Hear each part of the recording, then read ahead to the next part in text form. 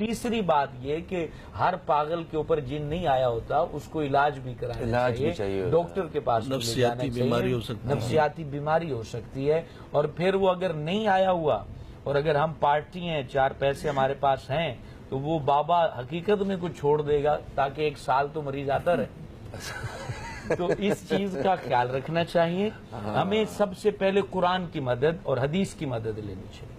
اللہ کے پیارے نبی کا معمول رہا ہے کہ آپ جب رات کو اپنے بستر مبارک پر تشریف لے جاتے تو آخری 2 سورتیں پڑھ کے اپنے اوپر دم کرتے تھے، آیت الکرسی کا حکم دیتے کہ یہ بھی پڑھا کرو، خود بھی پڑھتے۔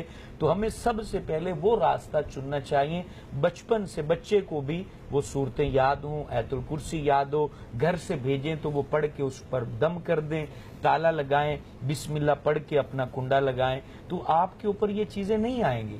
ہم جو ہے وہ یہ خود نہیں کرنا، ہم نے ہر چیز تعویذ کے اوپر جو ہے نا منحصر کی ہے، شارٹ کٹ میں بزنس چل جائے، شارٹ کٹ میں کامیاب ہو جاؤں، استخارے بھی شارٹ کٹ میں چل رہے ہیں، اور ایک تعویذ دو سارے کام سیدھے ہو جائیں۔ اور تعویذ والے کو جب پتہ لگ جاتا ہے، اچھا ان کی بھی کیٹیگری ہے، اگر آپ گاڑی میں چلے جائیں اچھی تو پھر کہیں گے بخور کی دھنی ملے گی حضرت، 4 بندے بیٹھیں گے، آپ کی کاٹ ہوگی، بہت سخت معاملہ ہو چکا ہے۔ اگر آپ سائیکل میں چلے جائیں اور سائیکل بھی وہاں جا کے پنچر ہو جائے اور پھر آپ وہی مسئلہ بتائیں، تو صحیح ہے تو جا، ہاں پھر نہیں تو صحیح ہے، بس یہ تو پڑھ لے، آیت الکرسی پڑھ لے، تیرا کم سیدھا ہو جائے گا، کوئی ٹینشن نہیں۔ کو صحیح بات بتائے گا۔ ہاں تو یہ چکر ہے، سب یہ ایک انڈسٹری ہے۔